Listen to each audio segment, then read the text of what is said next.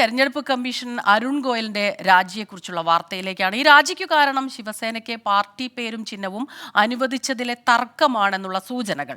പേരും ചിഹ്നവും അനുവദിക്കാൻ നിയമസഭാ കക്ഷി ഭൂരിപക്ഷത്തിനൊപ്പം തന്നെ സംഘടനാ ഭൂരിപക്ഷവും പരിശോധിക്കണമെന്നായിരുന്നു അരുൺ ഗോയലിന്റെ നിലപാട്. നിയമസഭാ കക്ഷി ഭൂരിപക്ഷം മാത്രമാണ് പരിഗണിക്കപ്പെട്ടത്.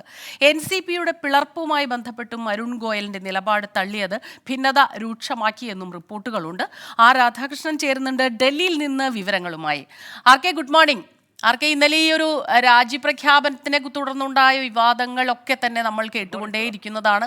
അതിപ്പോഴും തുടരുകയാണ്. സത്യം പറഞ്ഞാൽ ഈ ഒരു ഘട്ടത്തിൽ അത് വളരെ നിർണായകമായ ഒരു തീരുമാനമായി പോയി. ഇനിയിപ്പോൾ ഏത് രീതിയിലാണ് കാര്യങ്ങൾ പോവുക, അടുത്ത തെരഞ്ഞെടുപ്പ് ഏത് രീതിയിലാകും എന്നുള്ളതൊക്കെ തന്നെ തീർച്ചയായിട്ടും നിർണായകമാകുന്നു ഈ ഘട്ടത്തിൽ.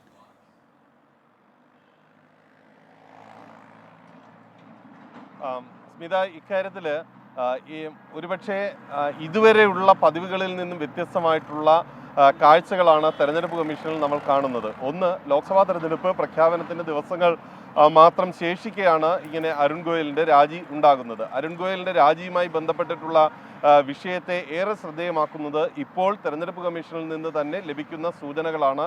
ഇതനുസരിച്ച് അരുൺ ഗോയൽ രാജിവെച്ചതിന് കാരണം ആയിട്ടുള്ളത് ഈ മുഖ്യ തെരഞ്ഞെടുപ്പ് കമ്മീഷണറുമായിട്ടുള്ള അഭിപ്രായ ഭിന്നതയാണ്. അതിനുശേഷം ഉണ്ടായ നടപടിക്രമങ്ങളിൽ ഐകകണ്ഠേന എന്ന് വരുത്താനായിട്ട് സ്വീകരിച്ച നിലപാടുകളാണ് എന്നതാണ് അറിയാൻ സാധിക്കുന്നത്. ശിവസേനയുമായി ബന്ധപ്പെട്ടിട്ടാണ് ഈ പ്രധാന തർക്കം ഉണ്ടായത്.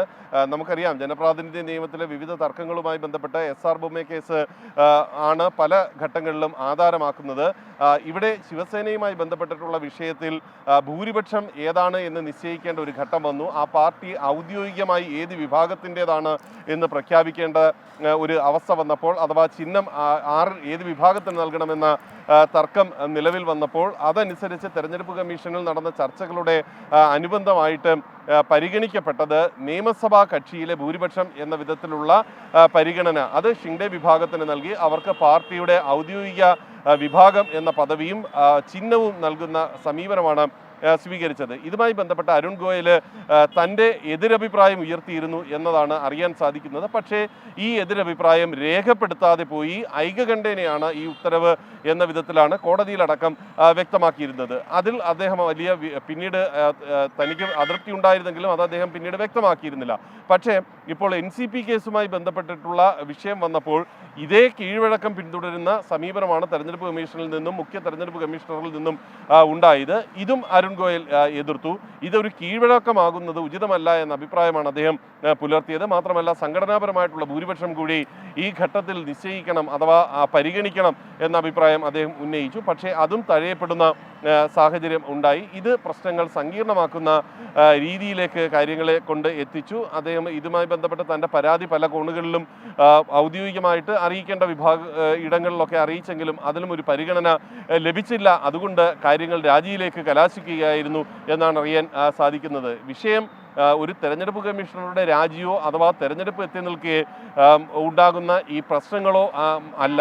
തെരഞ്ഞെടുപ്പ് കമ്മീഷൻ എന്ന ക്വാസി ജുഡീഷ്യൽ ബോഡിയുടെ ഉള്ളിൽ നടന്ന ചർച്ചകൾ അത് പരസ്യമാക്കപ്പെടാതിരിക്കാൻ വേണ്ടി ഏകപക്ഷീയമായിട്ടുള്ള ചില തീരുമാനങ്ങൾ ഉണ്ടാകുന്നു എന്ന വിമർശനം മുൻനിർത്തിയാണ് അരുൺ ഗോയൽ രാജിവെക്കുന്നത് എന്നതാണ് വലിയ പ്രശ്നമായിട്ട് ഈ ഘട്ടത്തിൽ മാറുന്നത്. ഇതുമായി ബന്ധപ്പെട്ടിട്ടുള്ള ഔദ്യോഗിക പ്രതികരണം ഇനിയും ഉണ്ടായിട്ടില്ല. സൂചനകളുടെ അടിസ്ഥാനത്തിലാണ് നമ്മൾ പോലും ഇക്കാര്യങ്ങൾ മനസ്സിലാക്കുന്നത്.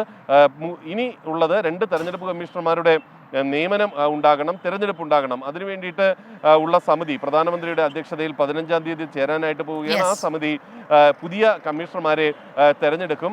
തെരഞ്ഞെടുപ്പുമായി ബന്ധപ്പെട്ടിട്ടുള്ള നടപടിക്രമങ്ങളെ പക്ഷേ ഇപ്പോഴത്തെ സാഹചര്യങ്ങളൊന്നും ബാധിക്കില്ല എന്നാണ് അറിയാൻ സാധിക്കുന്നത്. കാരണം ഇന്നലെ ഞായറാഴ്ച പോലും ഈ തെരഞ്ഞെടുപ്പ് കമ്മീഷനിൽ തെരഞ്ഞെടുപ്പുമായി ബന്ധപ്പെട്ടിട്ടുള്ള പ്രഖ്യാപനങ്ങൾ നടത്തുന്നതിന് വേണ്ടിയിട്ട് ഉദ്യോഗസ്ഥരെല്ലാം എത്തുന്ന ഒരു സാഹചര്യമൊക്കെ ഉണ്ടായി. അതുകൊണ്ട് ശനിയാഴ്ചയ്ക്ക് മുമ്പ് തന്നെ തെരഞ്ഞെടുപ്പ് പ്രഖ്യാപനം ഉണ്ടാകുമെന്ന് നമുക്ക് കരുതാം. കഴിഞ്ഞ തവണയാണെങ്കിൽ മാർച്ച് 10-നാണ് 2019 മാർച്ച് 10-നാണ് ആ തെരഞ്ഞെടുപ്പ് പ്രഖ്യാപനം 2019 തെരഞ്ഞെടുപ്പിനായിട്ട് ഉണ്ടായത്.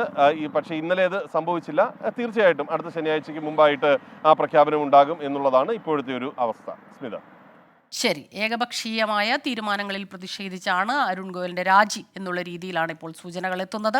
ഇതോടെ 2 പേർ പോയതോടെ 3 അംഗങ്ങളുള്ള തെരഞ്ഞെടുപ്പ് കമ്മീഷൻ ബോഡിയിൽ ഇപ്പോൾ മുഖ്യ തെരഞ്ഞെടുപ്പ് കമ്മീഷണർ മാത്രമായി മാറിയിരിക്കുന്നു. ആർ രാധാകൃഷ്ണനാണ് ഡൽഹിയിൽ നിന്ന് ഈ വാർത്തയുടെ വിശദാംശങ്ങളുമായി നമുക്കൊപ്പം ചേർന്നത്.